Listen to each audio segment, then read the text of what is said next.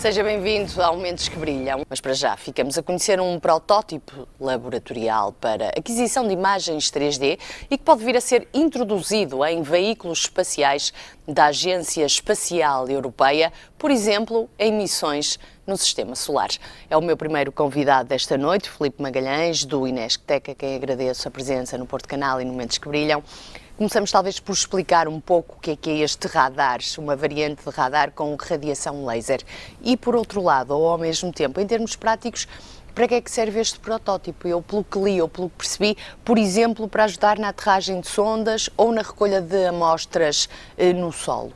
Com certeza. Antes de mais, muito obrigado pelo convite. Este sistema, então, de um modo muito simples, permite-nos adquirir imagens 3D de uma cena que estejamos a iluminar ou a adquirir.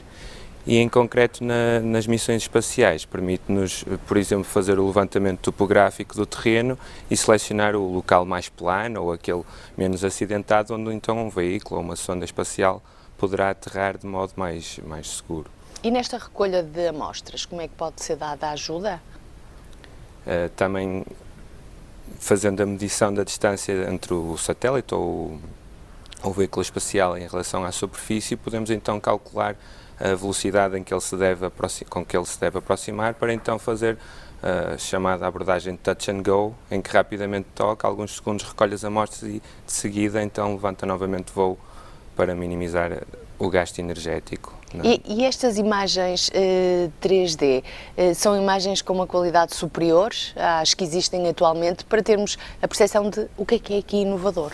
Este sistema, em termos de qualidade de imagem, podemos dizer que tem uma resolução, ou seja, o número de pontinhos com que ele descreve a imagem é cerca de 300 vezes superior àquelas que são ditas convencionais. Um aspecto também inovador é que, numa época em que falamos de câmaras fotográficas com 10, 15, 20 megapixels, a nossa câmara tem apenas 1 pixel, mas apesar disso consegue reconstruir imagens com N pixels e isso é bastante inovador e faz isso através de um conjunto menor de medições do que o número total de pixels, como um jogo de Sudoku, em que temos apenas alguns números e depois no final reconstruímos a grelha toda e encontramos a solução que será a nossa imagem, então, com toda a informação. É a tal teoria chamada sensorização compreensiva. Exatamente. Era uma das questões que tinha para lhe colocar. Exatamente. Quando falamos, para desenvolver um pouco, ou visualizarmos um pouco esta imagem, quando falamos na aterragem, o que é que podemos perceber desta análise do terreno? Como é que as imagens em conjunto nos podem dar a percepção, isto dito de uma forma muito simples, do sítio onde aterrar, que eu imagino que seja isto? Sim. Nós então, para responder a essa questão, podemos dividir uma missão em diferentes fases. Uma fase em que o sistema está mais longe da superfície, digamos quilómetros de distância, então o sistema pode ser usado apenas para medir a distância e calcular a velocidade de aproximação e corrigir algum erro na trajetória.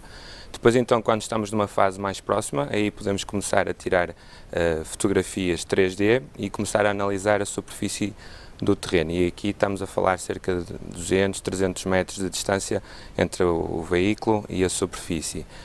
Esta informação depois pode-nos então, como eu já tinha dito, escolher o local mais seguro e mais adequado para fazermos a aterragem, e uma vez feita a aterragem, depois numa abordagem mais local, podemos ter um rover ou um robozinho que vai explorar a superfície do corpo celeste e então olhar em volta e com essa informação tridimensional escolher qual é a melhor trajetória, evitar obstáculos e então fazer o seu percurso de um modo mais seguro, podemos dizer assim.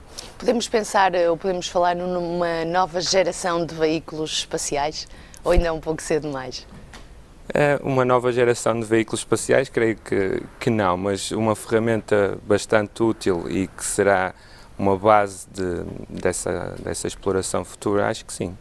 Até por conta das particularidades. É o caso da leveza, ou seja, pensamos sempre, quando pensamos em espaço, pensamos sempre em peso, tecnologias com pouco peso. Neste caso, tem também essa particularidade. Sim, uma vez que o nosso sensor, como eu disse, apenas tem 1 pixel, a eletrónica associada a esse sensor também acaba por ser mais reduzida, por sua vez é mais leve, podemos fazer um sistema mais compacto e tudo isso se traduz então, em menor volume, em menor peso ou menor massa, que numa missão espacial é extremamente importante, porque cada quilo a mais que tínhamos que colocar no espaço traduz-se em milhares de euros de gasto energético, e tudo o que pudermos reduzir é fundamental. E quando falamos destas viagens à descoberta do sistema solar, o que é que pensamos? Pensamos, por exemplo, na Lua ou pensamos em Marte?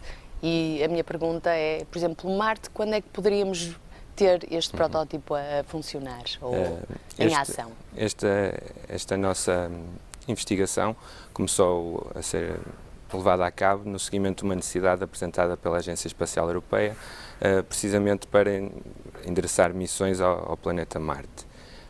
Entretanto, já surgiram outras calls, outras chamadas de financiamento, nomeadamente para fazer a análise e levantamento tridimensional da superfície de asteroides, mas Marte continua a estar na nossa linha de ação, e estima-se que em 2018, ou a partir daí, que hajam já algumas missões endereçadas a esse planeta.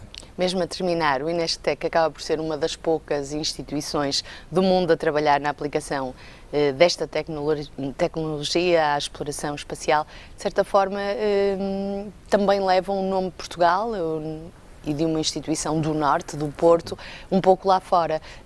No Instituto, tem um peso bastante conhecido em termos internacionais?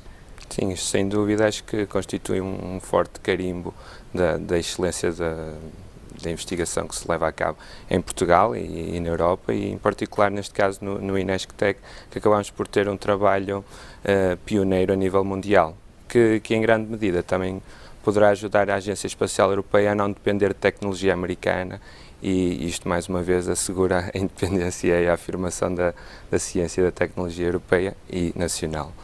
Filipe Magalhães, agradeço a presença no nosso programa e todas estas explicações.